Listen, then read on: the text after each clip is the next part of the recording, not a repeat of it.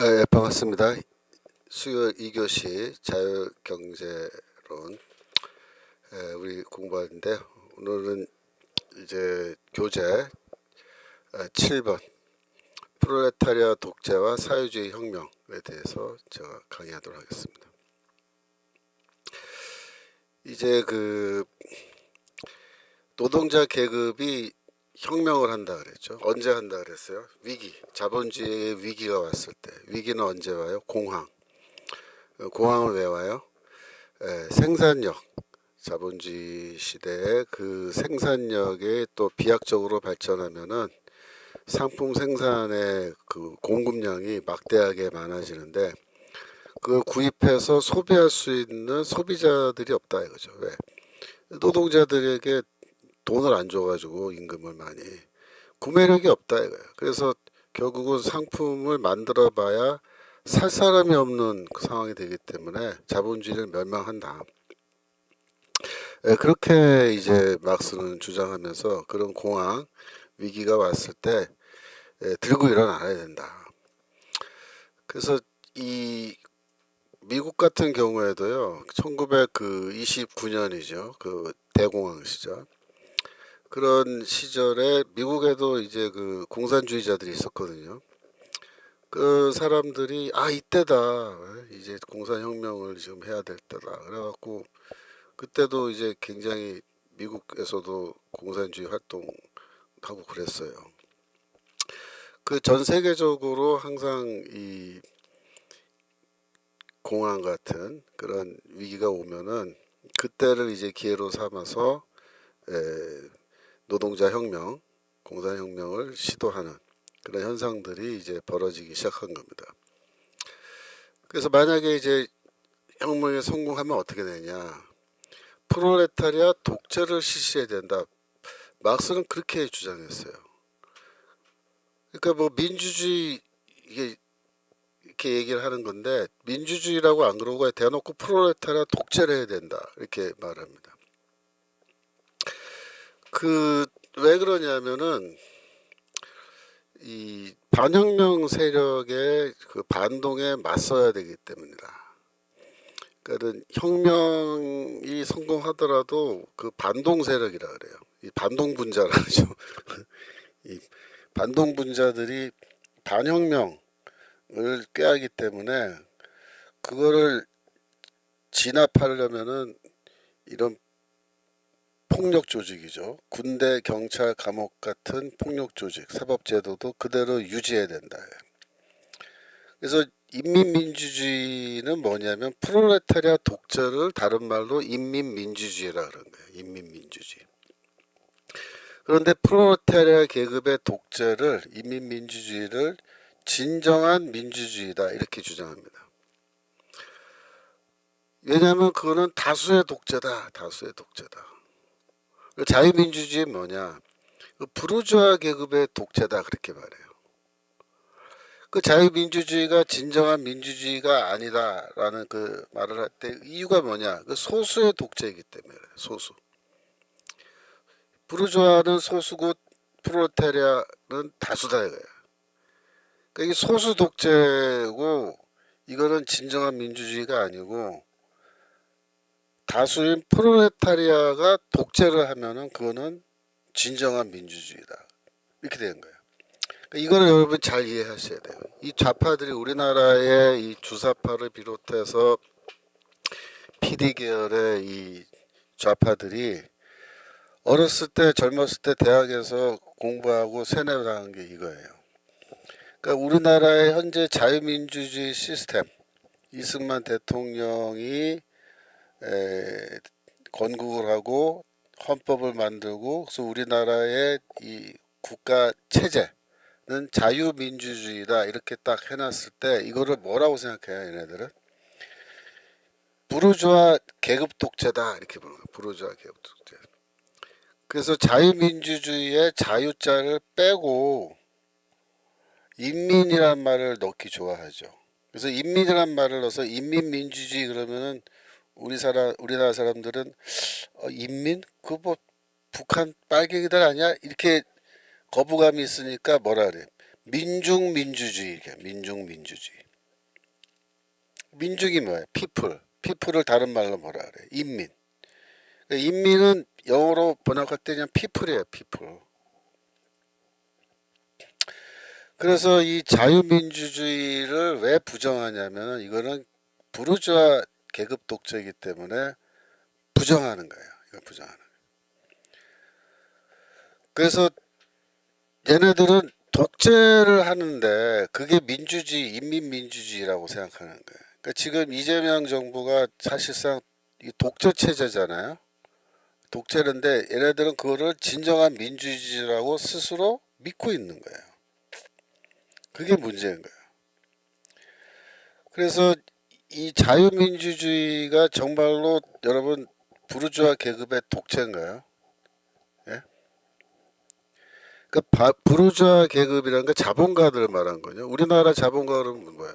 삼성, 현대, 예? LG, SK 이런 식으로. 그러면 그 사람들이 지금 쥐락펴락하는 독재를 하고 있는 거예요. 그렇습니까? 그러니까 우리가 갖고 있는 생각과 저들이 갖고 있는 생각이 전혀 다른 거예요. 우리 이 자유민주주의 시스템에서는요, 솔직히 말해서 자본가들이 뭐 예? 기업 총수고 누구간에 기업가들이 뭐 우리나라 정치제도 시스템에 무슨 큰 영향을 미쳐요? 별로 없어요, 사실. 쉽게 말하면은 이 정치 체제라는 거는 이 우리가 경제제도는 자유시장 경제제도, 그죠? 그다음에 정치제도는 삼권 분립에 기초하고 국민의 전체 투표에 의해서 정권 교체를 평화적으로 하는 정당 제도, 그죠? 이걸 만들어서 이제 하는데 이게 일종의 공화주의거든요. 공화주의. 그래서 이런 제도를 채택해서 할 때에 거기에 참여하는 사람들은 다 1인 1표잖아요. 1인 1표. 네. 그러니까 잘 사는 사람은 뭐 100표 주고 그런 거예요? 그건 아니죠. 1인 1표라고. 1인 1표. 1인 1표 하는 거고, 그 다음에 자본가들은 법에 의해서 자신들의 기업 활동을 다 규제받고 있어요. 이 자본가들의 천국입니까? 얘가? 그건 아니라고요. 어떻게 보면 대한민국은 지금 뭐 자본가들의 기업가들의 예? 천국이 아니라 거의 지옥이 돼가고 있죠. 왜? 일터에서 일하다가 누구 하나가 지금 잘못해서 예? 그 몸이라도 다치거나 죽거나 그러면 어떻게 돼요? 그 사장이 감옥 가는 시스템이잖아요. 지금은 사장이. 그게 무슨 뭐 부르주아 독재. 그러니까 지금 이 유럽 그 당시에 그 유럽에서는 물론 그런 측면이 좀 있었죠. 하지만 세월이 흐르면서 쉽게 말하면은 이 중산층이 올라온 거잖아요. 중산층. 그러니까 미국도 그렇고 우리나라도 그렇고 공산주의 이 이념이 먹히지 않는 나라가 된 거는 기본적으로 뭐 그래. 무슨 반공 교육을 철저히 해서라기보다도 제일 중요한 게 뭐냐면 이 근로자들이죠. 근로계층. 근로계층들이 다 중산층으로 올라온 거예요. 쉽게 말하면은 모든 대부분의 그 근로자들이 노동자들도 어느 곳에서 무슨 일을 하건 다 가구당 자동차 한 대씩 다 있고 자기 집 다 있고 그런 거잖아요. 그리고 먹는 거 입는 거 따졌을 때 돈이 있으면은 뭐 맨날 고기 먹고 돈 없는 사람 맨날 풀만 뜯고 있어요. 그거 아니잖아요. 우리나라 지금 식생활 놓고 보면은 잘 사는 사람과 못 사는 사람 사이에 무슨 뭐 예? 단백질 섭취량 따지면은 무슨 차이가 안 나요 지금. 옷도 그렇죠. 뭐 예? 암만 명품이라고 해서 뭐 비싼 거 해봐야 그거 뭐 옷 브랜드 네임일 뿐이지 뭐 별거 없다고요. 저는요 사실 옷 같은 거 저는 다 당근마켓에서 사 입어요. 당근에 새 거 안 사요. 그거 뭐 하려고 비싸 돈 주고 사요. 돈 아깝게 당근에서 사도요 뭐 제가 입고 다니는 저 외투 이거 다 당근에서 산 거예요. 근데 사람들이 저보러 뭐라 했냐면 장신대에서 제일 옷 잘 입고 다니는 교수라고 저보러 그러는데 무슨 제가 뭐 백화점 가서 옷을 삽니까? 예? 아니거든요. 하여튼 지금 계층적인 면에서 그 경제적인 생활 삶의 질이라는 걸 기준으로 따졌을 때 상류층과 하류층 사이에 큰 차이가 없고 대부분 다 중류의 삶을 살기 때문에 이게 지금 뭐 부르주아 독재다 뭐 그게 안 먹히는 거예요. 쉽게 말하면 그런 개소리가. 그런데 얘네들은 끝까지 뭐라고 생각하냐면은 이 자유민주주의 제도는 자본가들의 계급 독재이기 때문에 이걸 무너뜨려야 된대요. 무너뜨려야 된대요. 그래서 이런 얘기를 하는 겁니다.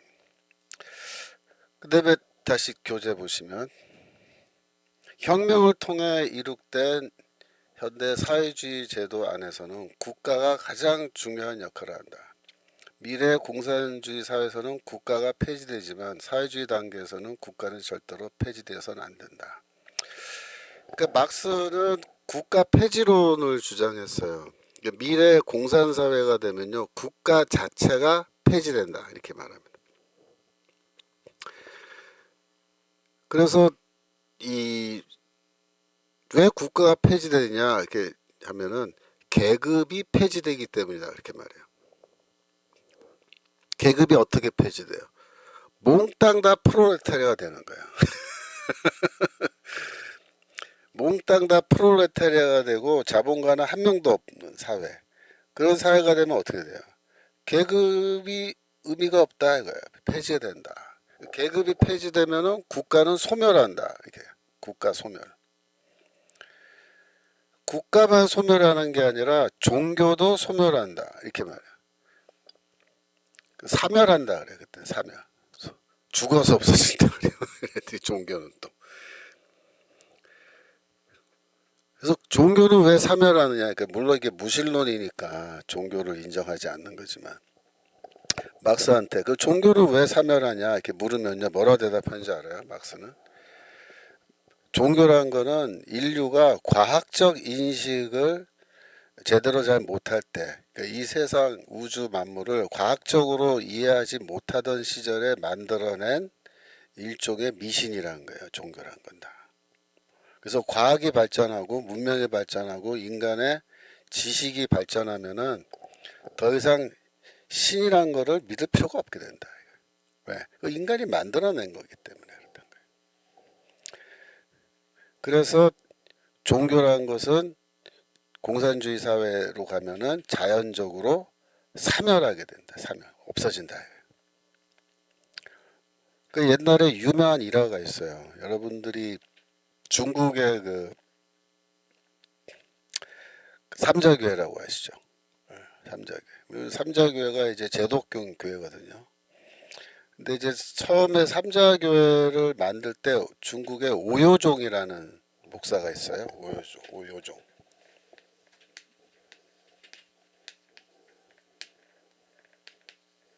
이 사람이 오요종이라는 목사라는 이 사람이 중국의 삼자교회를 만든 사람이에요.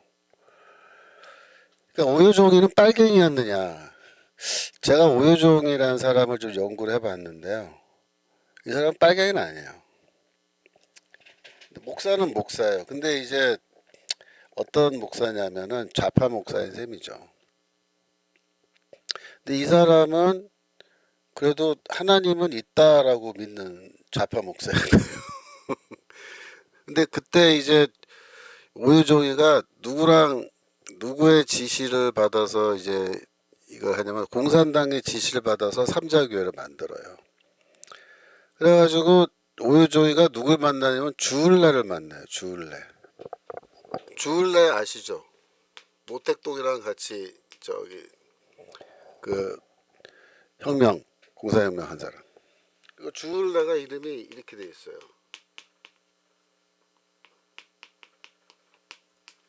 주울레가 그 초대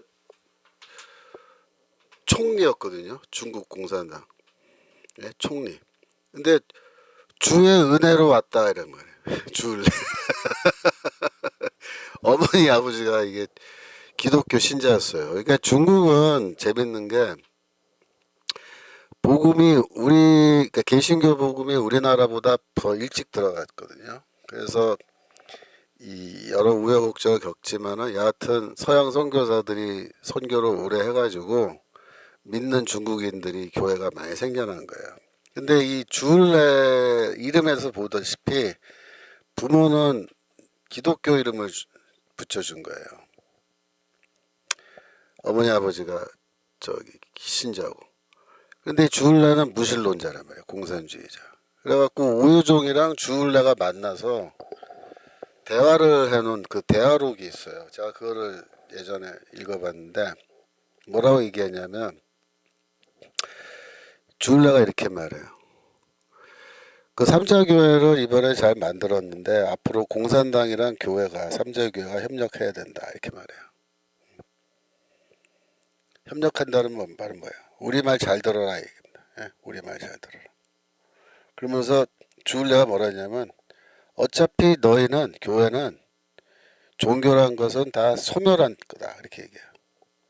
머지않아서 중국사에서 소멸할 거다. 정확하게 말하면 막스주의 이론을 그대로 말한 거예요. 주울레는 막스 공부한 사람이니까. 그러니까 종교 소멸론을 말한 거예요. 오유정 목사 앞에서. 그랬더니 오유정이가 뭐라 했냐면 내가 보기에는 종교는 중국에서 소멸하지 않을 것 같다 이렇게 말해요. 그 말을 할 때는 사실 용기가 있는 말인 거예요. 왜냐하면 주울레가 모택동 다음 2인자인데 주울레가 종교 사멸한다고 말하면 사멸한다고 알아야 되는데 건방지게 그 앞에서 오유조이가 반박을 한 거죠. 근데 주울레가 그때 뭐라고 대답하냐면 웃어요. 그냥 웃어. 웃으면서 뭐라 하냐면 그럼 우리 한번 지켜보기로 하자 이렇게 얘기해요. 어떻게 될지 앞으로 지켜보기로 하자. 주울레도 오요 정도 다 죽었죠. 근데 제가 그때 그걸 읽으면서 느낀 건 뭐냐면 그래도 주울레는 막스주의자로서 막스의 이론을 그대로 따라가는데 심지어 뭐냐면요. 막스는 뭐라고 얘기하냐면 종교를 폐지할 필요가 없다고 말해요. 강제적으로. 그러니까 즉 국가가 강제로 종교를 탄압하거나 폐지할 필요가 없고 그냥 내버려둬야 된다 이렇게 말하거든요. 왜냐하면 이게 저절로 사멸하기 때문에 강제로 이거 폐지하려고 할 필요가 없다 이렇게 말해요. 그러니까 주울레가 막스를 제대로 공부한 거야. 그래서 그대로 똑같이 대답한 거야. 막스처럼. 그래? 그럼 한번 기다려보자. 사멸할 거야. 우리가 보기에. 우리가 손 안 대도 너희는 자동적으로 사멸하게 돼. 이렇게 말한 거거든요. 종교 소멸론, 국가 소멸론, 계급 소멸론 이게 다 같이 가는 거예요. 막스주의에서. 그래서 공산혁명 직후에 모택동이가 물론 이제 뭡니까 공산당 당수로 있었지만 주울레라는 사람이 딱 그 밑에 버티고 있기 때문에 이때는 교회 탄압을 안 했어요. 중국 공산당이 교회를 내버려뒀다고요 사실. 그러니까 물론 선교사도 내쫓고 이렇게 했지만 그러나 중국 안에 있는 성도들을 막 핍박하고 막 교회 폐쇄하고 그 짓을 안 했다고요. 근데 주울레가 죽고 나서 중국이 이제 경제적 위기를 경험하면서 그 3인방이라 그러죠. 4인방들이 문화혁명이라 그래서 문화혁명을 이제 70년대 시작하잖아요. 근데 이 문화혁명 동안에 홍위병들 동원해서 어떻게 했습니까? 교회 다 때려 부시고 목사들 다 잡아다가 노동 교화소 보내듯이 시골에 다 내보내서 농사짓게 만들었어요. 노동시켰어요. 10년 동안, 10년 넘게. 그래가지고 중국 교회가 그때 박살이 났다고요. 어떤 사람들은 순교하고 막 난리 났다고요. 근데 제가 그때 그 중국 교회 역사를 쭉 보면서 야, 주울레가 살아 있었으면 이런 일이 안 벌어졌을 텐데 주울레가 너무 일찍 죽었구나. 그러니까 모택동은요, 사실 모택동주의라고도 말을 하는데 모택동주의는 막수주의랑 틀려요. 약간 좀 어떻게 말하면 천박합니다. 주울레식의 막수주의는 약간 좀 고상해요. 예. 이게 뭐 교회를 막 핍박하고 그렇게 안 하는 거예요. 그냥 이렇게 그 교회 신앙생활 그래 뭐 하려면 해. 하지만 우리가 보기엔 너희 소멸할까 이렇게 내버려 두는 거거든요. 그게 진짜 막수주의예요. 사실은. 그런데 보세요. 소련 어떻게 됐습니까? 레닌 때는 그런 대로 괜찮았는데 스탈린 때 들어와서 완전히 맛이 가죠. 스탈린주의. 스탈린주의라는 게 그거예요. 이게 힘으로 밀어붙이는 거예요. 힘으로. 공산주의를. 그러니까 공산사회로 가려면요. 원래 막스 이론에 따르면 자연스럽게 무르듯이 흘러서 평화롭게 가야 되는 게 맞는데 얘네들이 그걸 못 참아요. 못 기다려요.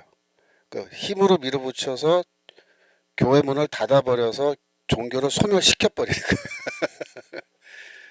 자, 그럼 요즘 우리나라로 와볼까요? 이재명이가 뭐라 그랬어, 지금? 예? 통일교. 어떻게 한다고 그랬어요? 문 닫아야 된다. 저거 통일교를 없애야 된다 그랬잖아요. 불법 종교를 만들어서. 우리 기독교 입장에서는 솔직히 통일교는 이단이니까 저거 좀 없어지면 좋겠다라는 마음을 우리가 다 한 번쯤은 갖게 되죠. 이제 통일교가 없어지면 좋겠다. 뭐 있으면 좋겠다가 아니죠, 우리도. 뭐 없어지는 게 좋겠다 이렇게 생각하는데 그러나 잘 보세요. 우리 자유민주주의 제도란 건 뭐야? 종교의 자유가 여기 포함되어 있습니다. 예? 종교의 자유. 믿을 자유와 믿지 않을 자유를 동시에 허락하는 거예요. 그죠? 그러니까 믿지 않는다. 나는 무교다. 그래서 핍박받아요? 그런 거 없어요. 믿는다고 해서 핍박받아요? 그런 것도 없다고요. 근데 국가라는 입장에서는 국가라는 입장에서는 모든 종교의 자유를 다 보장하고 허락해 줘야 되거든요. 그러니까 이단도 뭐예요? 종교예요. 국가 입장에서는. 그러므로 국가는 이단이라고 우리 눈에는 이단인데 통일교라는 게 일종의 이게 종교이기 때문에 이들의 자유로운 종교 활동과 이런 거를 다 뭐예요? 보장해 주는 게 국가예요. 그게 종교의 자유거든요. 근데 대통령이라는 놈이 말이야. 예? 종교 통일교를 폐지해야 된다. 불법 종교로 만들어서 뭐 종교를 폐지해야 돼. 이따위 소리를 하는 거야. 이게 무슨 말이야? 이게 모택동식 사고인 거야. 모택동식 사고. 원래 막수주의도 아니에요. 주례는 정통한 막수주의자로서 오효정 목사한테 그러면 우리 같이 지켜보자. 정말로 종교가 소멸하는지 소멸하지 않는지 그런 여유 있는 태도로 가졌잖아요. 예. 그래서 막스주의의 변종인 모택동주의, 막스주의의 변종인 주사파, 주체사상, 김일성주의 이런 것들은 뭐다? 폭력적이에요. 더 폭력적이고 폭력적으로 종교를 뭐야? 소멸시켜 없애겠다. 그래서 북한이 기독교 탄압하는 거예요. 종교를 왜 소멸시켜요? 자동적으로 소멸한다고 막스가 얘기했는데 아니잖아요. 이게 막스주의가 아니라고요. 그래서 제가 주체사상은 막스주의의 변종인데 막스가 살아나서 주체사상 책을 읽으면은 둘 중 하나에 웃거나 화를 내거나 하는 거고, 예. 이재명이는 뭐다? 쉽게 말하면 모택동주의, 예? 얘 지금 접근해 가고 있다. 김일성주의에 접근해 가고 있다. 왜? 이놈들이 사상적으로 이 뿌리에서 나왔기 때문에 그래요. 그러니까 우리 대학생 때 그 모택동 책을 읽었거든요. 우리도. 그 뭐 모순론 이런 거 있어요. 그 저기 모택동가 썼던. 근데 내용은요. 모택동 책은요. 읽으면 쉬워요. 쉬워. 쉽다는 말이 뭐냐면 깊이가 없다. 그 말. 깊이가 없다. 그 모택동 책은 사실 그 뭐 모택동이가 뭐 많이 또 그 도서관에서 일하던 저기 일하고 저기 공부하던 친구였기 때문에 물론 공부 좀 했는데 그래서 학문적인 깊이가 없어요. 왜? 그 서구 사상 철학에 대한 그 깊이가 굉장히 부족하거든요. 그래서 이 정통한 이 막스레닌주의를 잘 몰라요. 그래서 그 얘네들은 그래서 모택동은 지금 딴 길로 간 거예요. 그 대표적인 게 그 대약진 운동 지난번에 말씀드렸죠. 대약진 운동이 뭐냐? 성급하게 공산주의를 앞당겨 오려고 농촌을 완전히 그 집단 농장화 해가지고 문제를 스스로 불러일으켜서 몇백만 명이 굶어 죽게 만든 게 그게 대약진 운동이거든요. 그 실패 때문에 사람들이 막 부글부글 하고 있으니까 그거를 힘으로 누르기 위해서 문화대혁명 시작한 거고 사인방. 그때 주울레의 이 정책을 이어받은 등소평이라든가 이런 오늘날 말하면 중국의 개혁파, 중국 공산당 개혁파들이 다 주울레 계열이거든요. 얘네들이 어떻게 핍박받았어요. 모택동 문화혁명 때 전부 다. 그래가지고 중국을 왕창 망가뜨려 놓은 게 모택동이란 말이에요. 사실은 혁명 일합시고 해놓고 그 위에 사후 수습을 못해가지고 수백만 명 굶어 죽인 게 모택동이라고요. 왜 그래요? 쉽게 말하면 막스 이론은 뭐냐면 그냥 끈적하게 기다려야 된다요. 왜? 역사 발전이라는 거는 이렇게 뭐 순식간에 휙 급행열차 달려가듯이 역사가 발전하는 게 아니고 서서히 서서히 생산력의 발전이라는 것도 서서히 서서히 발전하기 때문에 그 긴 시간을 여유로 갖고 이렇게 기다리면서 정책을 이렇게 하나씩 하나씩 풀어나가야 된다. 그거거든요. 예.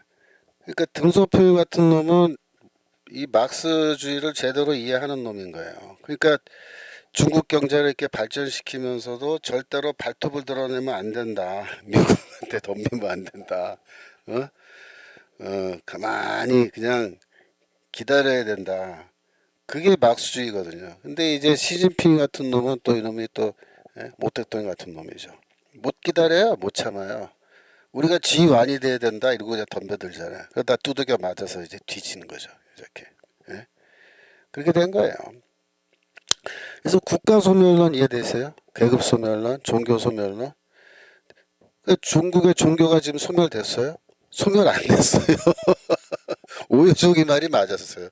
오유종이 뭐라 했냐면 내가 보기에 종교는 소멸되지 않고 우리 기독교는 더 발전할 것 같다. 앞으로. 발전하지 소멸하지 않을 거다. 이렇게 이게 좌파 목사지만 그래도 조금 뭐랄까 믿음이 있는 신앙이 있는 목사인 거예요. 오유종이라는 사람이.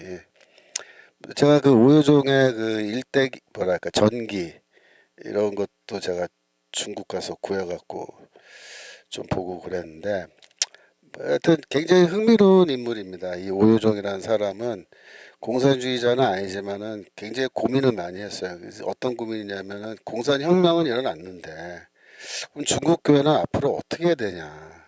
공산당이랑 맞서 싸워서 지금 우리가 교회가 뭐 살아남을 것 같지는 않고 어떤 형태로건 공산당이랑 적절한 선에서 타협을 하고 우리의 교회가 살아남는 게 최선이 아니겠냐 그런 생각을 했던 것 같아요. 제가 보기에.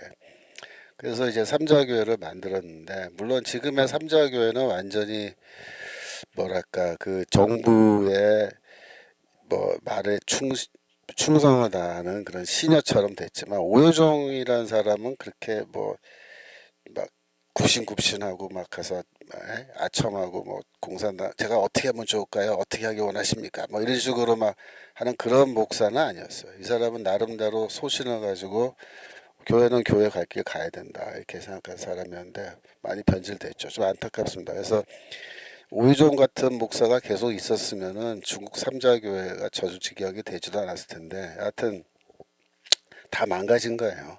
나라도 망가지고 교회도 망가지고 그랬는데 중요한 건 뭐예요? 이재명이가 지금 종교를 뭐 없애야 된다 이따위 소리를 하는 건 자유민주주의 국가의 대통령으로서 할 수 있는 말이 없는 말이에요. 정신 나간 말이에요. 정신 나간 말. 예? 대통령이. 그 말을 왜 했어요? 예? 그것도 웃기는 거죠.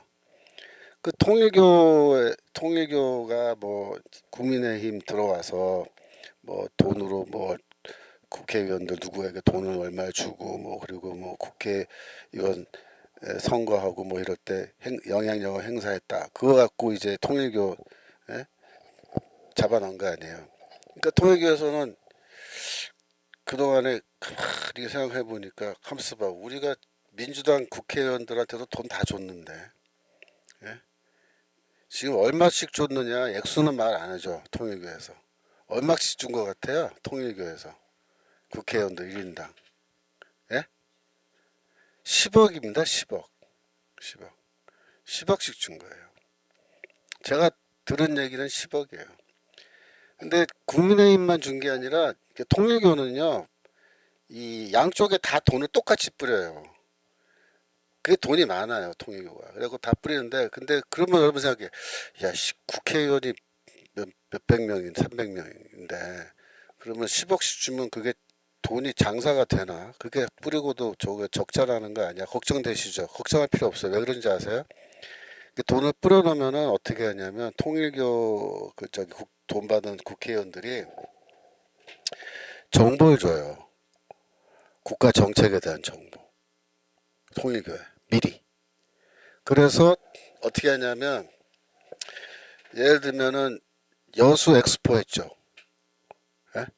여수 엑스포를 한다고 발표하기 전에 그런 정책이 세워지기 전에 미리 통일교회가 얘기해 준 거예요. 여수에서 엑스포 할 거예요. 이렇게 얘기해 준 거예요. 그러면 통일교 뭐 해요? 여수에 가서 땅 사요. 농토 거기 엑스포 할 그 지역의 땅을 산다고요. 통일교에서는. 물론 통일교 이름으로 안 사요. 개인 이름으로 사죠. 근데 그게 다 누구예요? 통일교 신자들이에요. 통일교 앞잡이들. 그래갖고 그 땅을 다 사놓고 기다리는 거예요. 그러면 엑스포 한다고 발표하면 땅값이 막 오르죠.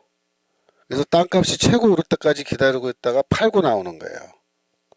그러면 그 돈이 더 많아요. 그런 식으로 하는 거예요. 장사를. 통일교가. 그래서 지금 예를 들어서 평창에서 올림픽 하죠. 그럼 평창 올림픽 그 뭐랄까 그 유치하기 위해서 뭐 이재용이가 뭐 그 올림픽 거기 날라가 비행기 타고 가서 막 협상해서 막 끌어오고 막 하잖아요. 예. 그 하기 훨씬 전에 아유 평창에서 동계 올림픽 할 것 같아요. 통일교다 얘기해 주는 거야. 그럼 통일교 뭐야? 평창 가서 땅 사는 거예요. 땅 막 사가지고 갖고 가만히 있는 거야 이렇게. 그럼 평창 올림픽 한다 그러면 거기 뭐 호텔도 지어야 되고 뭐 난리가 나잖아요. 그러면 땅값이 오를 거 아니에요. 그러면 조용히 땅 팔고 나오면 돼요. 그거 몇 번 하면요.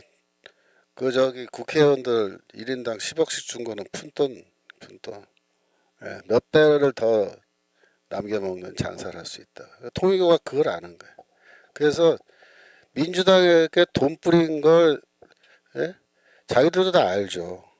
알지만은 설마 통일교가 그것까지 말하랴 하면서 잡아놓더니 이쪽에서 그래? 그럼 우리가 한번 입을 열어볼까? 그러면서 조금 한마디 툭 던진 거예요. 우리 민주당한테도 돈 줬는데 한마디 던진 거예요. 그랬더니 이재명이가 발끈해가지고 뭐라는 거예요. 통일교를 없애야 된다. 붙어라 우리는 뭐야? 붙어라 싸워라. 그래서 통일교가 이제 그 다음에 그래? 그러면 액수와 명단을 불어볼까? 이렇게 이제 나오겠죠. 예. 한판 붙어라 그래 진짜. 한판 붙어봐라. 내가 보기에 통일교가 이겨요. 붙으면 저거. 근데 물론 통일교도 이제 그렇게 하면 망하겠죠. 사람들한테 지탄을 받으니까. 자기들도 고민해요. 그러니까 나쁜 놈들은요, 약한 것들은 진짜 통일교고 이재명이고 민주당이고 하는 나쁜 이 약한 인간들은 하는 짓거리가 누가 더 나쁜 놈인가 경쟁하는 거예요. 그래가지고 서로 한패거리인데, 사실은 한패거리인데 칼끝을 조금씩 보이면서 너 한번 찔러볼까? 너 죽나 안 죽나 하면 찔러볼까? 찔러봐. 그래서 나도 칼 있어. 나도 찌를 거야. 그러면서 지금 정치 노름하고 있는 거예요. 예. 그러니까 이 참 하는 짓거리도 보면요, 애들 소꿉장난도 못한 짓거리들을 하는 거예요. 국가 대통령이고 정당이고, 예? 이게 종교인데 이게 이단이죠, 이단. 통일교. 그 짓거리 하고 있는 거예요. 거기에 놀아나는 게 누구냐? 국민의힘. 국민의힘 같은 것들은 진짜 저것들은 쳐죽여 어떻게 돼요, 저것들. 하여튼 빨리 망하길 바랍니다. 국민의힘은 하루속히. 예, 뭐 장동혁이고 뭐고 다 필요 없고 이제는 우리가 하루 빨리 문 닫고 없어져 주면은 우리가 제대로 된 정당을 만들 수 있는 찬스가 오려오는데, 저것들이 또 뭐 지방선거를 해보겠다 그러고 뭐 그다음 또 뭐 국회의원 선거고 뭐 대통령 선거 또 나와서 책 난리를 칠 텐데, 저 상태의 그 너덜너덜한 저런 정당 가지고 우리가 어떻게 전쟁에서 이길 수 있겠어요? 안 되는 거예요. 자, 다시 돌아와서, 그래서 국가 폐지. 근데 이제 사회주의 단계에서는 국가는 폐지되면 안 되죠. 사회주의 단계에서는 국가가 사회주의 혁명의 가장 중요한 그 주체가 되는 거예요. 그래서 이 사회주의 혁명 이후에는 국가를 누가 장악해요? 공산당이 장악하는 거예요. 공산당이 장악해요. 당연하죠. 공산당이 곧 국가 권력 자체예요. 국가 권력을 사용해서 그다음 뭐야? 계획 경제를 실시하면서 국가 권력이 비약적인 생산력의 발전을 추구해 나가야 하기 때문이다. 그래서 사회주의 단계에서 국가는 어떤 책임을 지냐면 뭐 인민을 잘 먹여 살리고 그런 책임 없습니다. 솔직히. 사회주의 단계에서 국가는 평등한 사회를 만든다. 그거 책임 아니에요. 국가의 책임은. 막스주의에서는 뭐라고 했냐면 비약적 생산력의 발전을 추구하는 게 국가의 첫 번째 사명이에요. 경제 개발하는 거예요. 경제 개발, 경제 발전을 이루는 거예요. 그게 사회주의 단계에서 제일 중요한 거예요. 경제가 비약적으로 발전해서 자본주의 국가의 경제력을 뛰어넘어야 돼요. 그래야 이 체제의 우수성을 증명할 수 있잖아요. 막스주의가 맞다 증명할 수 있잖아요. 근데 그거를 못해요. 왜 못하는 줄 아세요? 왜 못하냐면 막스주의 이론에서는요, 경제 발전을 어떻게 해야 된다라고 하는 아무런 지침이 없어요. 경제 발전에 대한 이론도 없고 지침도 없어요. 뭐만 있냐면 국가 뒤집어 엎는 거, 혁명. 이렇게 해서 뒤집어 엎어라, 혁명해라. 거기에 대해서는 자세하게 지침이 되어 있는데, 일단 국가 권력을 장악한 다음에 어떻게 해야 된다. 거기에 대한 지침이 막스주의 교과서 자본론에도 없고, 레닌의, 그러니까 심지어 레닌이 뭐라고 불평했냐면, 아니 공산혁명은 성공했는데 그 다음에 뭐 어떻게 하라는 건지 이론적으로 아무런 지침이 없다는 거예요. 레닌도 불평을 한다고요. 그게 좀 있었어야 되는 거 아니야? 어떻게 이렇게 해서 경제 발전해서 공산 단계로 가라. 에? 그건 이론이 있어야 될 거 아니야? 근데 없다는 거야. 없어. 그 어쩌라는 거야. 그러니까 이제 원시 시대로 돌아가는 거예요. 사회주의 경제가. 그래가지고 경자도 모르는 놈들이 경제 장관을 해야 되는 거예요. 쉽게 말하면. 그래가지고 이게 뭐 집안 가게도 아니고 조그만 구멍가게도 아니고 이거 국가잖아, 국가. 러시아 혁명 일어나서 그 소련이라는 국가가 영토가 얼마나 넓어요. 예? 인구도 많고. 그 큰 국가를 지금 운영을 해야 되는데 아무 이론이 없는 거야. 그냥 이론이 뭐냐면 국가가 알아서 경제 발전시켜서 공산사회로 가라. 끝. 이러니까 미치는 거예요. 예? 그래서 공산주의자들이 그다음부터 헤매기 시작하는 거예요. 그래서 공산주의자들의 특징이 뭐냐면 국가 권력을 장악할 때까지는 일사불란하게 해서 뭐 그냥 언론 플레이도 잘하고 뭐 시위도 잘하고 뭐 심리전도 잘하고 별의별 짓 해가지고 뒤집어 엎어요. 국가를 장악한다고요. 거기에 대해서는 뛰어난 기술을 갖고 있어. 왜? 이론 자체가 그렇게 돼 있어요. 그런 이론이에요. 근데 문제는 뭐야? 국가 권력을 일단 장악하고 나면 죽 쓰는 거예요. 그러니까 문재인 죽 썼죠. 예? 김대중 때보다 문재인이가 더 죽을 잘 썼단 말이에요. 근데 문재인 때보다 이재명이는 어떨 것 같아요? 죽을 더 잘 쏜다고요. 왜? 이게 더 진성 칼라가 더 빨갛게 되면 빨갛게 될수록 얘들이 더 무식한 거예요. 아무것도 몰라요. 경제. 그러니까 유일하게 할 줄 아는 건 뭐냐면 자본주의를 어떻게 멸망시킬 거냐. 그거는 알아요. 예, 그거 방법. 그거 하나는 확실하게 알고 있어요. 기업을 어떻게 망가뜨릴 거냐. 근데 그걸 망가뜨리고 나면 다 굶어 죽지 않은 거예요. 지금 어떻게 하자는 거예요. 그 다음에 어떻게 해서 이 국가를 발전시키고 경제 발전시킬 거냐. 정말 막스 말대로 계급이 없는 모든 사람이 잘 먹고 잘 살 수 있는 그런 나라로 만들 거냐. 거기에 대해서는 청사진만 있고 블루빛 혹은 핑크빛 청사진만 있고 아무것도 없어. 아무것도 없어. 거기에 대해서. 그래가지고 소련이 망하고 다 한 거예요.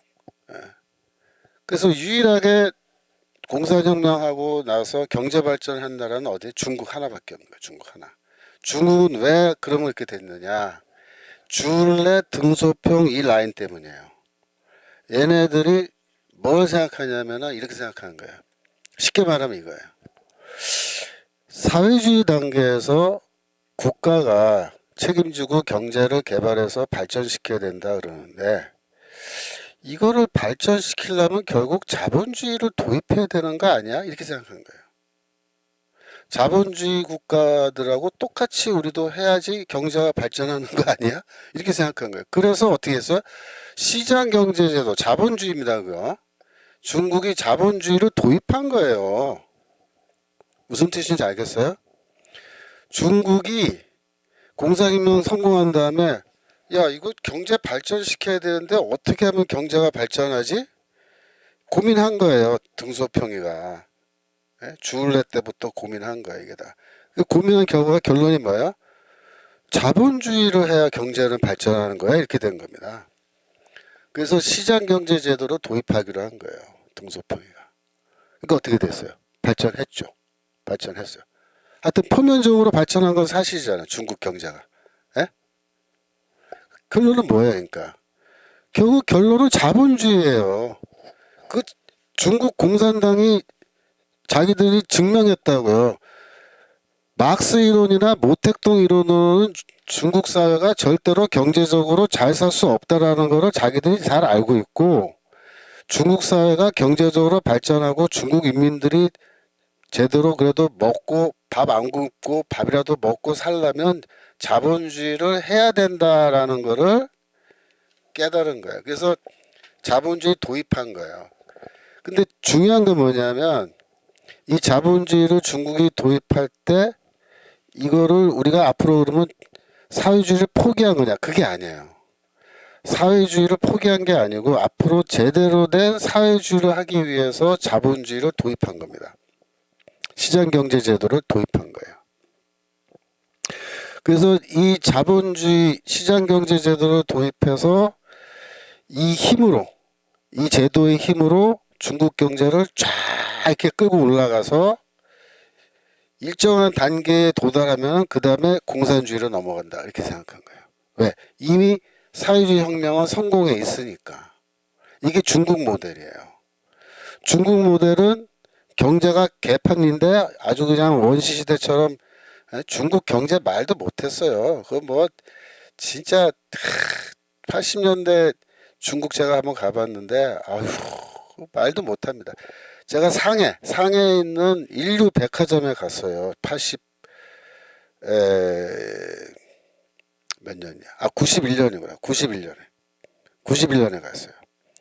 갔는데 상해에서 제일 가는 백화점에 갔는데 제가 귀국 선물을 사려고 백화점 1층부터 4층까지를 다 돌은 거예요.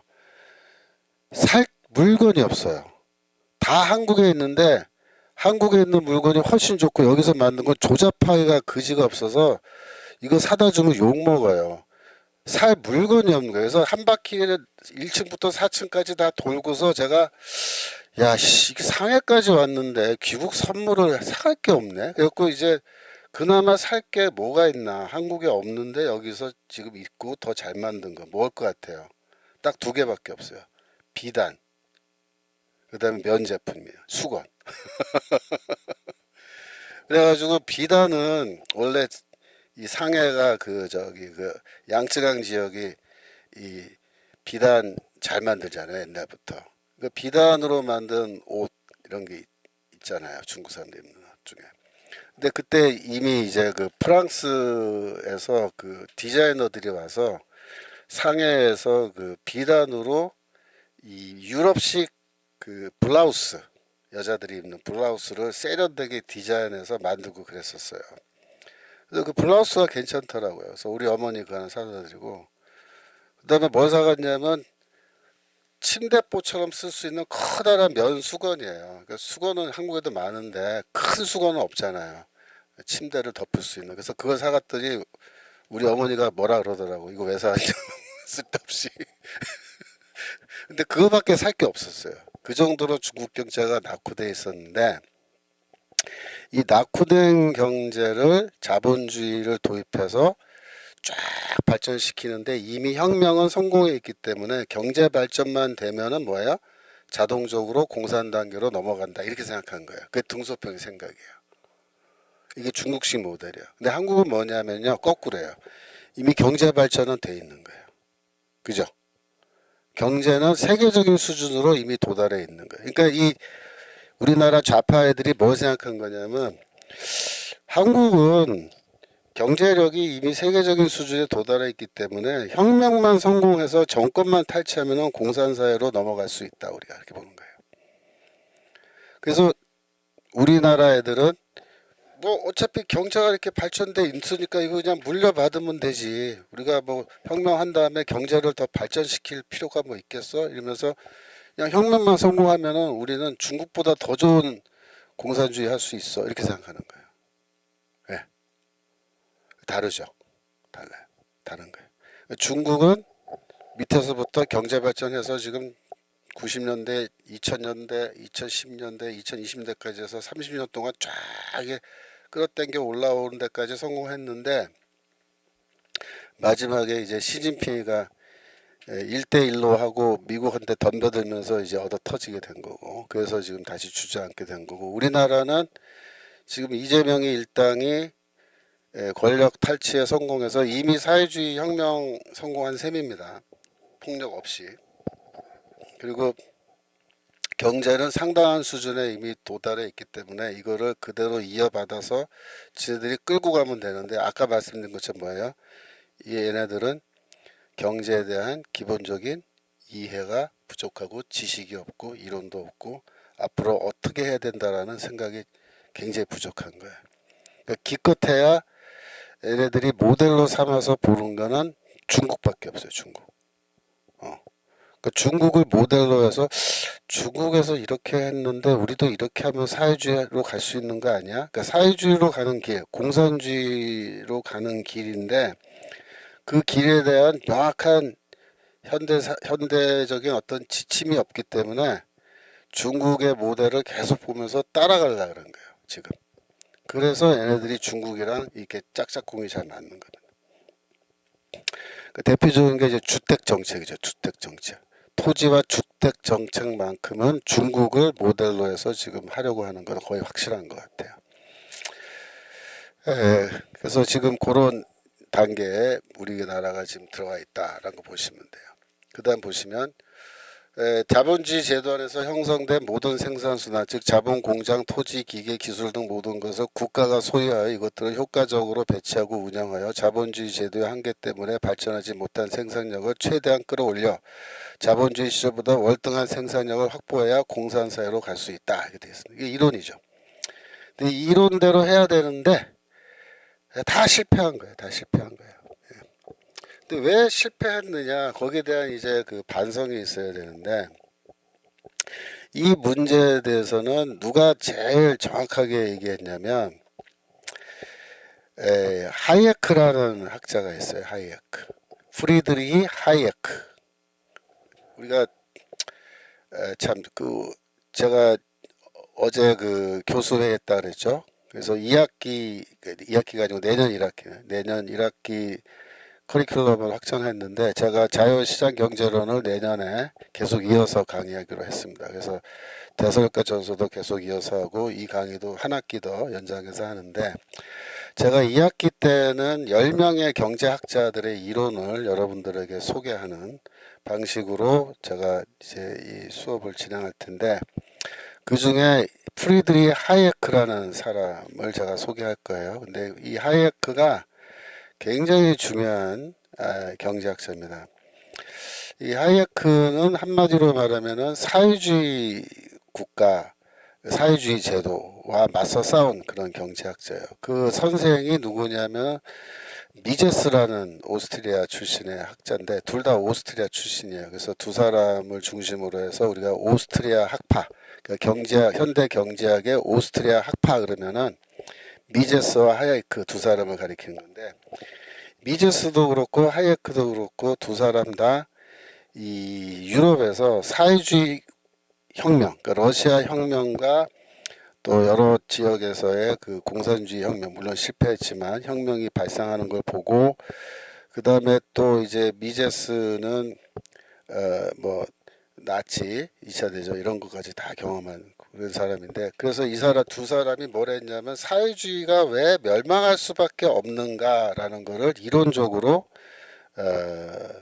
연구해서 그 이유를 이미 밝혀놨어요. 근데 재미있는 거는 지금 세월이 많이 흘렀는데 이 사람들의 책을 읽어보면 이 사람들의 예언이 정확하게 적중한 겁니다. 왜 사회주의는 필연적으로 실패할 수밖에 없는지 이제스하고 미제스입니다.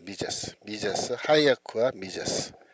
이 미제스라는 사람이 선생이고 그 제자가 하이에크예요. 근데 이제 하여튼 근데 이 하이에크와 미제스가 사회주의 혁명이 실패할 수밖에 없는 이유로 지적한 가장 중요한 게 뭐냐면요. 지식의 문제입니다. 즉 지식이 뭐냐면 공산당이 사회주의 국가를 장악한 다음에 계획 경제를 해야 되거든요. 계획 경제. 계획 경제를 할 때에 이 국가의 모든 경제를 다 계획하고 그래서 뭘 얼마만큼 생산하고 누구한테 뭘 배급하고 이런 모든 경제를 계획할 때 그걸 계획하려면 뭐가 있어야 되냐면 정보가 있어야 돼요. 정보. 어떤 정보냐면 모든 정보예요. 모든 정보. 이 국가 안에서 일어나는 모든 일에 대한 아주 구체적인 정보가 다 있어야 제대로 워킹하는 제대로 작동하는 계획을 세울 수 있어요. 근데 어느 누구도 이 세상에 그 어느 누구도 하나님이 아닌 이상 그 큰 국가 안에서 그 많은 인구 안에서 누가 무엇을 필요로 하고 있고 누가 무엇을 얼마만큼 생산할 수 있는 능력을 갖고 있는지를 다 파악하는 게 불가능해요. 불가능하다고요. 그래서 이 제한된 지식과 제한된 정보에 기초해서 인위적으로 계획을 세워서 국가의 경제를 운영하겠다는 그런 발상 자체가 이건 미친 짓이란 거예요. 그러면 미치지 않은 짓은 뭐냐? 시장에 맡겨라는 거예요. 시장에 맡겨. 그래서 이 인위적인 질서란 말씀, 인위적 질서. 인간이 자기적으로 만들어낸 인위적 질서는 절대로 제대로 경제를 작동시킬 수 없다. 계획 경제는 사실은 경제를 망가뜨리는 제도지 경제를 발전시키는 제도가 아니다. 그럼 경제를 발전시키는 제도는 뭐냐면은 자연적 제도라는 거야. 자연적 어떤 의미에서 인위적으로 뭐 이렇게 만드는 게 아니고 시장에서 인간과 인간 사이의 교환과 이 생산과 소비가 계속 반복되면서 시장에서 형성된 그 질서, 그게 뭐야? 그 시장 경제 제도거든요. 그 질서가 가장 효율적이고 가장 합리적이고 가장 잘 작동되는 경제 제도다, 이렇게 주장을 한 거예요. 근데 그 시대는요, 어떤 시대였냐면요, 그 당시 유럽은요, 오늘날의 대한민국이 이 좌파 천국, 좌파들이 완전히 다수가 돼가지고 지금 이렇게 막 된 거의 현실이잖아요. 근데 그 시대 유럽은요, 오늘날의 한국보다 훨씬 더 심했습니다. 1920년대, 30년대, 40년대까지의 유럽이라고 하는 지역은요, 완전히 사회주의 이념이 막 파도와 같이 막 뒤덮은 그런 지역이에요. 그런 상황이에요. 그 시대는요, 뭐 지금도 유럽이 문제가 많지만 그때 유럽은 거의 뭐 광기에 가까울 정도로 유럽 사람들이 이 사회주의 이념에 미쳐 있을 때라고요. 그런데 그때 오스트리아에서 이 두 명의 학자가 선배와 후배인데 이 두 명의 학자가 사회주의는 절대 안 된다 이렇게 말한 거예요. 망한다. 너희 그 길로 가면 죽음의 길이다. 노예의 길이다. 그렇게 완전히 단언하면서 이거는 절대로 워킹하지 않는 시스템이라고 예언이 아니고 과학적 분석을 한 거예요. 그래서 이 하이에크가 쓴 책 중에 노예의 길이라는 책이 있고 치명적 자만이라는 제목이 있습니다. 치명적 자만. 한국말로 번역이 되어 있는데 그 치명적 자만이라는 책이 사회주의에 대한 아주 전문적 분석을 한 책이에요. 사회주의는 뭐냐? 인간의 치명적, 그러니까 fatal, 죽음에 인간을 죽음에 이르게 하는 그런 자만이다. 자만이다. 그렇게 얘기해요. 치명적 자만이다. 그래서 그 책에 구체적으로 왜 사회주의 계획 경제가 망할 수밖에 없는지를 하이에크가 다 분석했는데, 한번 보여주세요. 치명적 자만책. 바로 이 책입니다. 치명적 자만. 근데 이 하이에크의 그 밑에 그 목차가 있을 거예요. 목차를 좀 보여주시면은 밑에 더 내려가시면, 아니 더 책 속에 더 내려가면 목차 있죠. 거기 밑에 펼치기 있어요. 펼치기도 보여주세요. 이 보면 서론이 뭐야? 사회주의는 오류였을까? 예. 그러면서 본능과 이성, 2장의 자유, 소유, 그다음에 정의의 문제, 3장의 시장의 진화, 교역과 문명. 그래서 5장으로 가면 드디어 치명적 자만, 그죠? 치명적 자만. 그래서 이게 이제 사회주의에 대한 비판서입니다. 그래서 인간이 잘못된 생각을 하는데, 뭐 인간이 잘못된 생각할 수도 있지만은 자기의 생각이 절대적으로 옳다라는 그런 확신을 가지면 그거는 인간을 죽음으로 이끈다. 굉장히 종교적인 명제죠, 그죠? 자기가 절대적으로 옳다라고 착각하는 그런 사람들. 결국 자기만 마음은 좋은데 온 국가를 다 같이 망하게 한다. 치명적 자만입니다. 올라가서 다시 한번 이쪽으로 올라가서 하이에크. 하이에크의 그 다른 책 한 번 더 클릭해 주세요. 저자를 클릭하면 될 거예요. 저자 하이에크 위에 왼쪽에 조그만 것이 클릭하면은 하이에크의 책들이 더 뜰 텐데, 여기 보면은 뭐 영어 책도 있지만 영어 책은 패스하고 한국말 책, 영어 책이 너무 많아서 아니, 한국에 영어 책을 많이 갖다 파는 모양이에요. 근데 예, 다시 그 전 화면 들어와 보세요. 전 화면 백으로 다시 아까 있었던 화면의 아래에다가 하얗게 책이 있었던 것 같은데 거기 더 내려가시면 예, 거기 예, 거기 노예의 길 그쪽 보여주세요.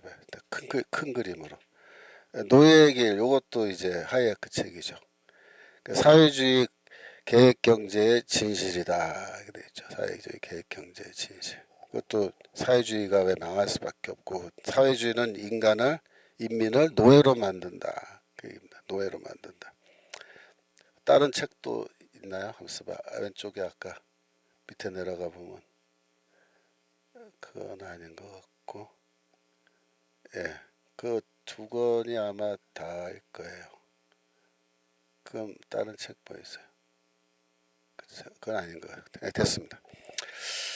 그래서 이제 우리가 2학기에는 제가 10명의 경제학자들의 그 이론을 제가 소개하면서 아담 스미스부터 현대 이 자유주의 시장 경제론뿐만 아니라 국가론까지 제가 정리를 해드릴게요.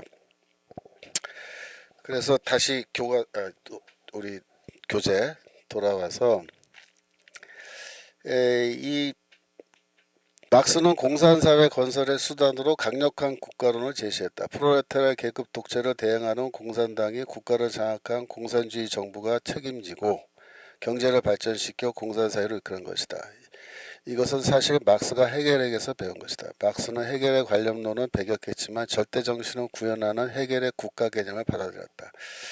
이게 뭔 말이냐면은 이 헤겔 철학이라는 거는 이제 관념론 철학이라 그랬잖아요. 그래서 유물론과 전혀 반대되는 주장이고, 그래서 막스는 헤겔을 무지하게 이제 비판을 하고, 그래서 관념론이 아닌 유물론을 이제 주장을 하는데, 재밌는 거는 헤겔을 그렇게 비판하고 관념론을 배격하면서도 헤겔이 주장한 국가 이론은 대부분 수용했다는 겁니다.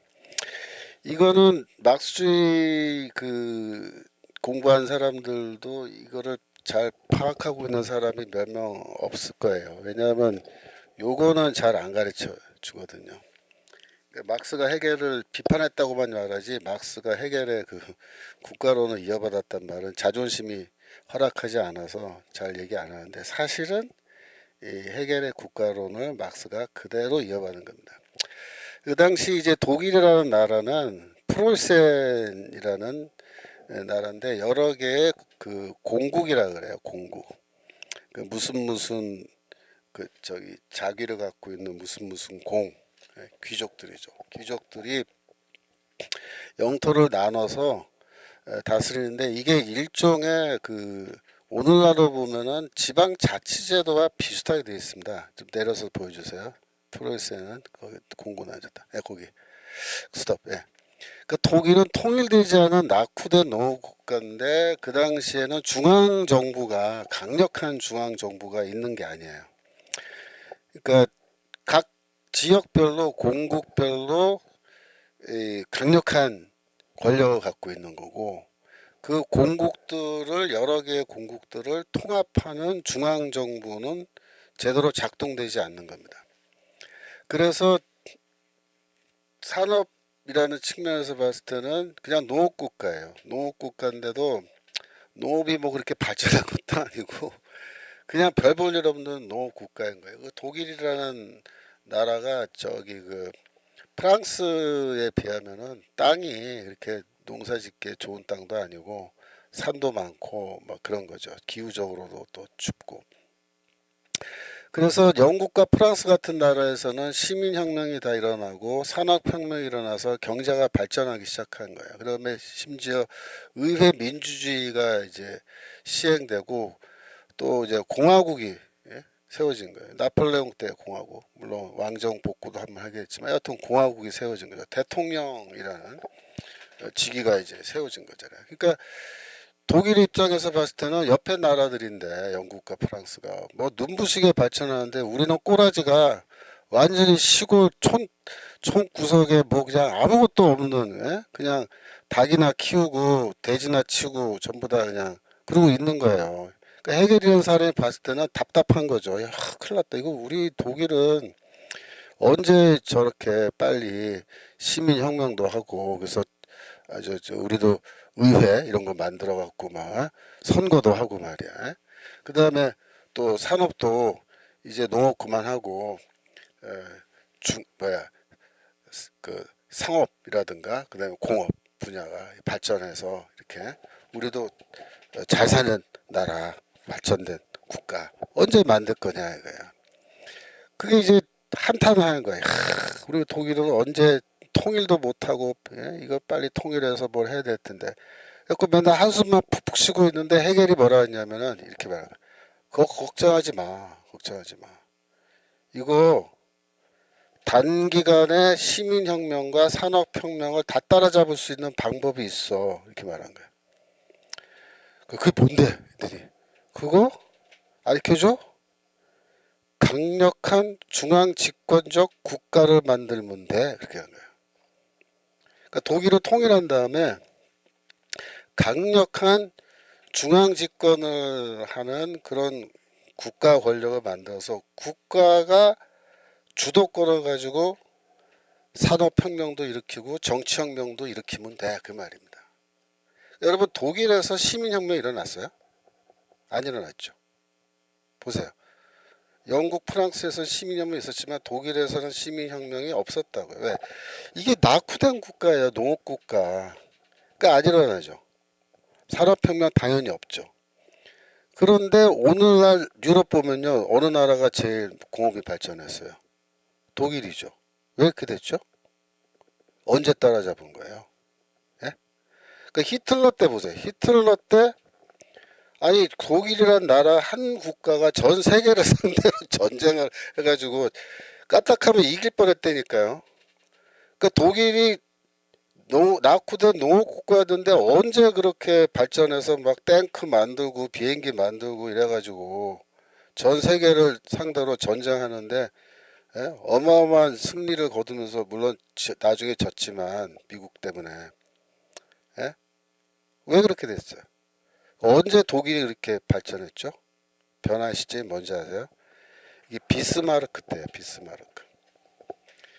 즉 해겔이 말한 대로 독일이 통일된 다음에 이 비스마르크라고 하는 독일의 아주 그 역대 수상입니다. 수상 총리인데 수상 중에서 가장 뛰어난 리더십을 발휘하는 그런 수상이 등장을 해가지고 그때 이제 쉽게 말하면은 정치혁명과 산업혁명을 동시에 단기간에 추진해서 성공해버린 거예요. 네. 그래갖고 이 해겔의 그 해법, 즉 뭐예요? 강력한 중앙 집권 국가입니다. 강력한 권력을 중앙에 집중한 국가만이 이 짧은 시간에 이 독일을 발전시켜서 유럽의 가장 최대 강국으로 변화시킬 수 있는 비법이 있다라고 해겔이 주장했는데 그대로 된 거예요. 그대로. 7페이지 넘어갑니다. 근데 문제는 뭐냐면은 이 비스마르크, 이 강력한 지도를 갖고 있는 이런 국가가 원래 생각을 해보세요. 민주주의는 민주주의인데 뭐냐면 강력한 중앙 집권 국가예요. 이게 무슨 뜻인지 알아요?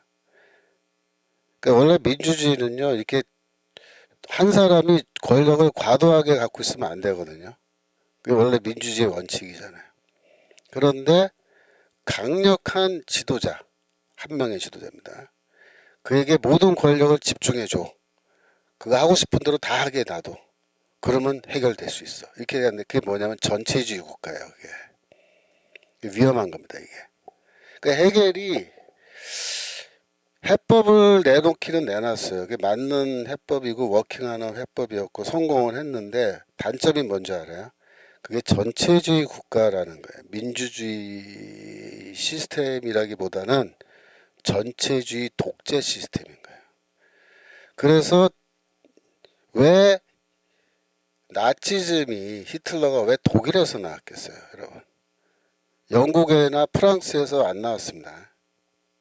히틀러가 독일에서 나왔어요. 왜 독일에서 나왔을까요? 독일이라는 나라가 문화적으로 또 정치 체제상 뭐예요?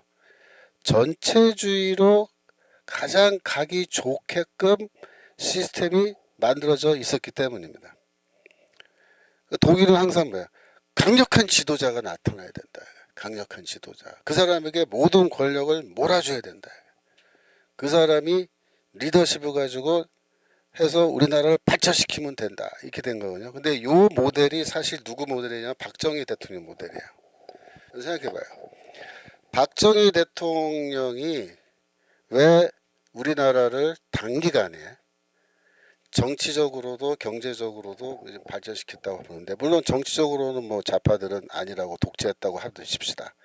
뭐 백보양보해서 그렇다고 칩시다. 그렇지만 하여튼 왜 박정희 대통령이 단기간에 경제를 그렇게 우리나라 경제를 발전시킬 수 있었죠? 그게 뭐예요? 강력한 중앙 집권 국가고 한 사람에게 권력을 몰빵해 주는 구조예요. 이게 대통령제죠, 우리나라 전통적인. 그래서 그 지도자가 개인의 사리 사욕을 위해서 권력을 사용하면은 망하는 거예요. 필리핀처럼. 예? 그런데 사리 사욕이 아니고 국가와 민족을 위해서 최선을 길을 단기간에 국가를 발전시킬 수 있는 경제 발전시킬 수 있는 최선의 길을 해법을 찾아서 거기에 우리도 뭐예요? 몰빵한 거예요. 몰빵. 가발 공장부터 시작해서 몰빵한 거예요. 나중에 중화학공업으로 가야 된다. 몰빵한 거예요. 그죠? 그래갖고 우리나라가 졸지에 갑자기 빡 하고 이래서 한강의 기적. 그러니까 라인강의 기적과 한강의 기적이 20세기 두 개의 기적입니다. 라인강의 기적은 2차 대전 후에 전장의 폐허 속에서 독일이 다시 재건한 걸 라인강의 기적이라고 그러고, 우리나라는 뭐야? 세계에서 뭐 가장 못 사는 나라는 아니었지만 저게 백몇 등까지 내려갔던 국가가 졸지에 GDP로 지금 뭐야? 10위권 안에 올라온 국가 우리나라 하나밖에 없죠. 왜 이렇게 됐어요? 이게 똑같은 원리입니다. 한 사람에게 몰아주는 거예요. 이 독일의 정치 정통이 이 해겔 때부터 국가론을 그렇게 잡은 거예요. 국가에 대한 이해를. 국가는 우리 시민들이 주도가 돼서 뭘 하는 게 아니라, 시민들이 주도가 돼서 하는 게 아니라 국가가 주도권을 가지고 우리나라를 뭐야? 발전시켜야 된다. 발전시켜야 된다. 경제 개발해야 된다. 이렇게 한 거예요. 그래가지고 성공했는데, 그러다 보니까는 이런 민주주의적인 민주적 프로세스 과정에 대한 경험 같은 거는 없는 거예요. 그러니까 히틀러가 선거를 통해서 뽑혀서 독재죠. 전체주의 독재죠. 히틀러가 전체주의 독재로 전환해 갈 때 아주 스무스하게 국민들이 지지하고 따라가 버린 거예요. 헤겔이 만약에 다시 태어나서 히틀러를 봤으면요, 아마 자기를 칼로 찌르라 그랬을 거예요. 아, 내가 해법을 잘못 제시했구나. 내가 강력한 중앙 집권적 국가론을 얘기했더니 결국 히틀러라는 결론이 내어졌구나. 헤겔이 아마 자기 자신을 죽이려고 그랬을 거예요. 나는 그런 뜻으로 말한 게 아닌데 이렇게 됐으니까. 책임이죠. 책임. 그 사람 책임이에요. 그런데 문제는 뭐냐면 이런 그 헤겔의 해법을 막스가 그대로 받아들인 거예요. 그대로. 그래서 헤겔의 이론이 한편으로는 나치즘과 같은 우파 전체주의라 합니다. 그러니까 히틀러는 공산주의를 싫어했거든요. 그래서 나치즘을 뭐라 하냐면 우파 전체주의라 그래. 그러니까 이 스펙트럼을 놓고 보면은 오른쪽 제일 끝에 있는 게 나치즘이에요. 근데 헤겔의 이론을 받아들인 막스는 뭘 만드냐면 좌파 전체주의 만든 거예요. 그래서 왼쪽 끝에 있는 전체주의, 공산주의죠. 그 다음에 오른쪽 끝에 있는 전체주의, 나치즘이죠. 이게 또 누가 만들어낸 거예요? 헤겔이 만든 거예요. 헤겔이. 헤겔의 해법, 강력한 중앙 집권 국가라는 그 모델인데, 이 모델이 결국 두 개의 파국적인 인류 역사에서 가장 파국적인 파괴적 국가로 등장을 한 겁니다. 이게 다 헤겔의 책임이에요, 사실은. 막스도 책임이지만 그 전에 헤겔. 그런 식으로 할 때는 이 전제 조건이 뭐냐면 이 지도자가 비스마르크나 박정희처럼 좋은 지도자를 만나면 이게 괜찮아요. 오히려 이게 굉장히 효율적이라고. 효율적으로 자원을 배분하고 단기간에 국가 경제를 발전시킬 수 있어요. 근데 이게 현명하지 못한 멍청한 지도자나 혹은 악한 지도자, 아주 악한 의도를 갖고 있는 사람이 여기 딱 정권을 잡고 독재를 시작하잖아요. 그러면 막 죽이고 사람 막 죽이고 뭐 말 안 들으면 뭐 아우지 막 보내고 정치 교도소 보내고 막 그런 거예요. 무시무시한 국가 만든 거죠. 그런데 막스는 헤겔의 이런 국가를 받아들여 프롤레타리아 독재 국가론을 발전시킨 겁니다. 막스는 처음부터 뭐예요? 전체주의 국가를 원했습니다. 이게 문제인 거예요. 처음부터 이 인간은 막스는 전체주의를 주장한 거예요. 그건 나쁜 놈인 거야. 우리말로 하면. 전체주의 국가의 독조의 권력이라야 모든 생산 수단을 국유화하고 국가적 차원의 경제 발전을 추구할 수 있기 때문이다. 명분은 그거예요. 독재를 해야 다 압수할 수 있고 생산 수단 다 국유화할 수 있고 그래서 국가적 차원에서 경제 발전을 추구할 수 있기 때문이다. 공산당은 권력을 중앙으로 집중해야 한다. 권력은 공산당 안에서도 단 한 사람의 지도자에게 집중해 몰아줘야 한다. 그래야 계급 독재가 가능하기 때문이다. 그래서 이걸 뭐라 하냐면요. 권력 집중론이라 그래요. 권력 집중제. 권력은 분산시키면 안 된다. 이 얘기입니다. 이게 막스주의는 그래요. 막스주의는 뭐 레닌주의도 마찬가지지만 막스 레닌주의는 권력은 분산하면 안 되고 집중해야 된다요. 공산당에게 집중해야 되고 공산당은 뭐예요? 당 서기에게 집중해야 되는 거야. 당 서기. 그러니까 우리 서기라는 거는 우리 한국에서 뭐 동창회나 이런 데 가면 회계 서기 총무 이렇게 임원 둘 때 서기는요. 제 꼴찌가 하는 거잖아요. 예? 서기 별볼 없죠. 근데 공산당에서는요. 서기장이 최고직이에요. 서기장. 예. 중앙위원회에서 서기 맡으면요. 당회 수석장로 같은 거예요. 아니 당회장이나. 묘하죠. 서기. 그래서 이 서기가 그러니까 공산당에서 서기는 뭐냐면요. 뭐 단순하게 회의록 작성하고 뭐 그런 게 아니고 교통 정리하는 거예요. 교통 정리. 그러니까 인사권이나 이거 인사이동 이런 거 다 서기장이 서기 부서에서 다 하는 겁니다. 그래갖고 이 권력을 집중해 주는 거예요.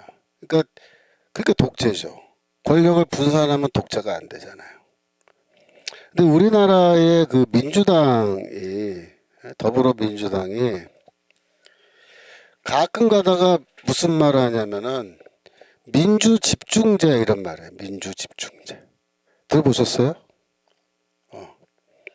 걔네들이 회의를 하면요. 회의 시간에 뭐라고 얘기했냐면 우리 민주 집중제로 해야 된다. 그렇게 해봐요. 민주 집중제가 뭔지 아세요? 권력 집중제를 얘네들이 그대로 말하면은 이게 공산주의 이론이라는 게 금방 들통이 나니까 권력 집중이란 말 대신에 민주 집중이란 말 써요. 여러분, 민주를 어떻게 집중시켜요? 예? 말 돼요? 그 민주 집중제라는 게 이게 어폐가 있는 말이 안 되는 말인데 얘네들이 그런 말 쓴다고요. 그 민주 집중제 그 저기 인터넷에 쳐보세요. 떠요. 근데 그거 주장한 놈들이 다 누구냐면 이거 저기 막수주의자들이에요. 주사파 막수주의자들. 근데 민주 집중제가 뭐냐면요. 민주당 내부에서도 권력을 분산하지 말고 한 사람에게 몰빵시켜 주자는 거예요. 그게 그 얘기예요. 그러니까 민주 집중제라는 말은 민주주의와 반대되는 걸 말한 거예요. 권력 집중이니까. 이거 전체주의 내지는 독재하자는 얘기거든요. 권력 집중제가. 근데 그걸 교묘하게 권력 대신에 민주란 말 넣어서 민주 집중제 그러니까 모르는 사람들 들으면은 민주주의 잘하고 있구만 그렇게 착각하게 만드는 거예요. 그러니까 여러분들은 이제 그 공산주의 이론은 모르시니까 민주 집중제 그러면은 아이씨 뭐야 민주주의를 잘 하자는 건가? 그렇게 그냥 관심도 안 갖고 그냥 지나가잖아요. 근데 저 같은 사람은 얘네들의 공산주의자들이 쓰는 용어가 있잖아요. 개념이 있고 권력 집중. 그게 굉장히 중요한 이론적 원칙이거든요. 그래야 이 공산당이 권력을 잡고 유지할 수 있고 한 사람에게 몰빵해 주는 게 원래 원칙이란 말이에요. 이게 권력을. 그러니까 인민민주주의는요 다 허구예요. 솔직히 까놓고 말해서. 왜? 권력 집중제잖아요.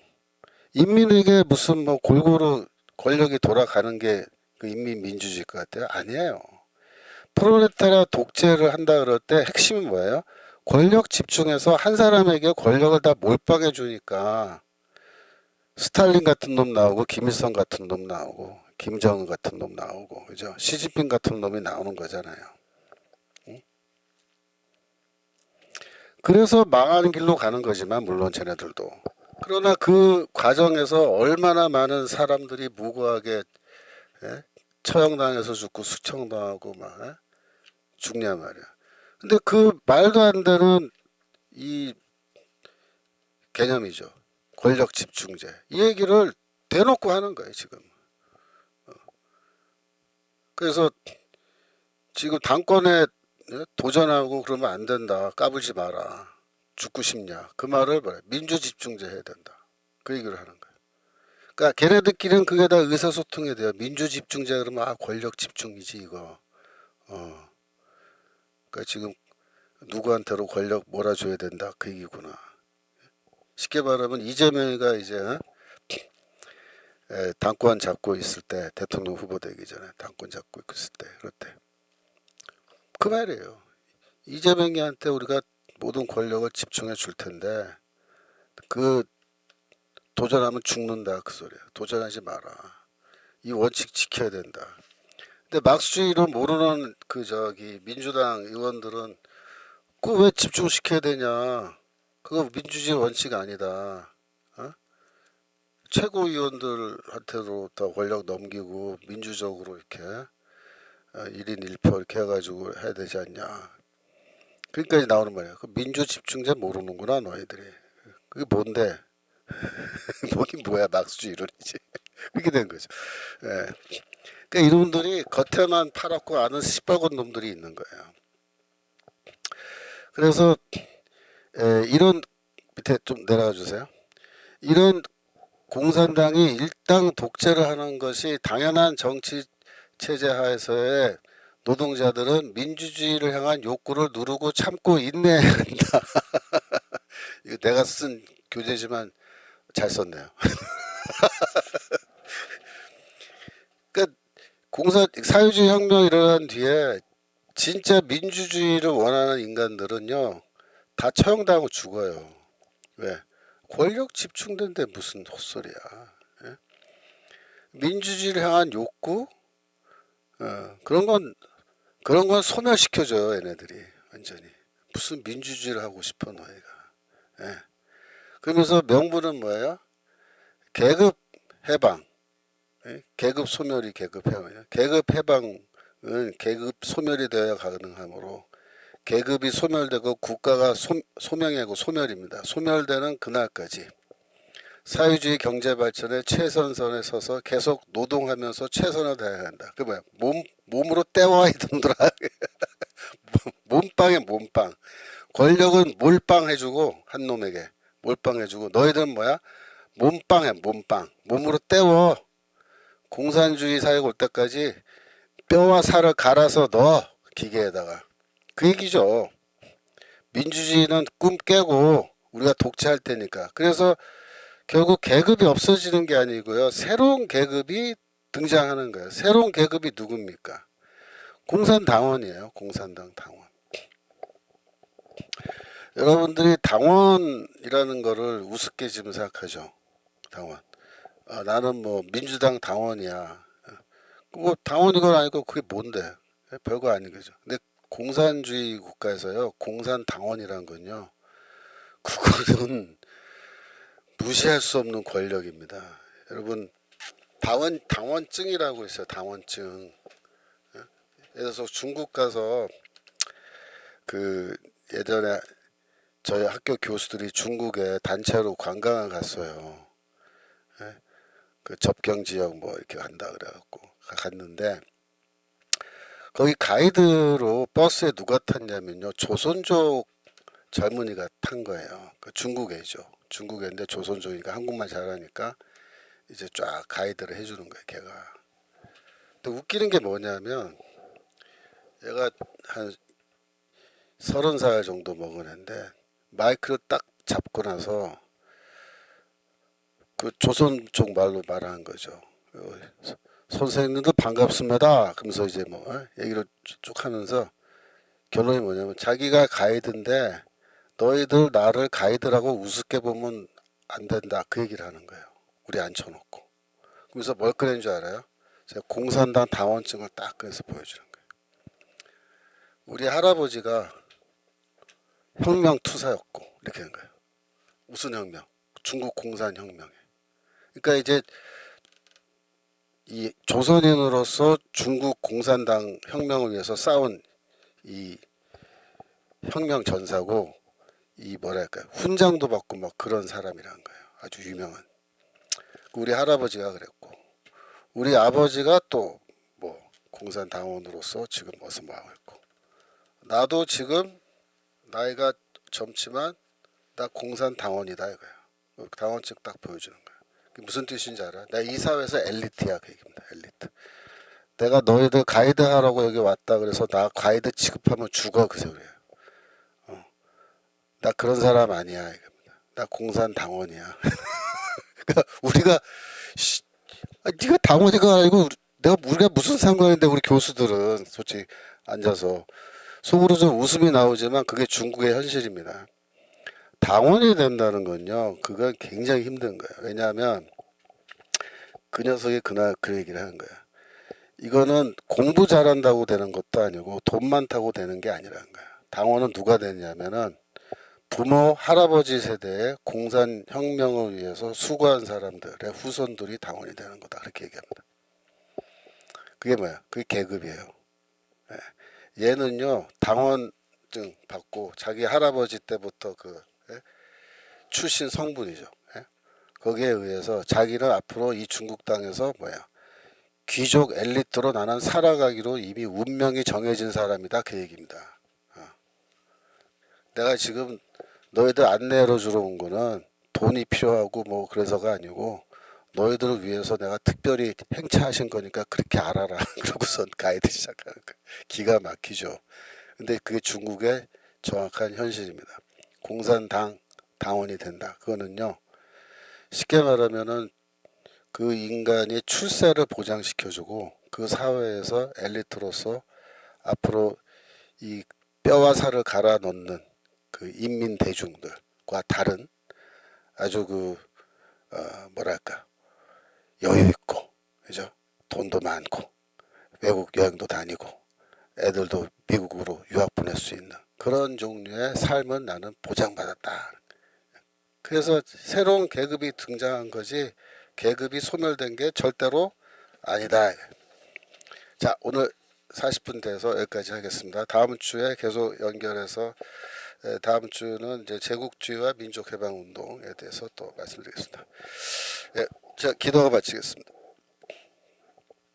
하나님 아버지, 우리 한국 사회가 정말 너무나 어려운 상황으로 지금 가고 있는데 주님께서 저희를 기도를 들어주시고 대한민국의 교회와 이 민족을 불쌍히 여기사 이 민족이 죽음의 길과 파멸의 길이 아니라 생명과 자유와 번영의 길로 나갈 수 있는 좋은 길로 인도하여 주시옵소서. 저희가 잠에서 깨게 하심을 감사합니다. 더 많은 사람들이 이 잠에서 깨어나게 하여 주시옵소서. 감사드리며 예수 그리스도 이름으로 기도합니다. 아멘.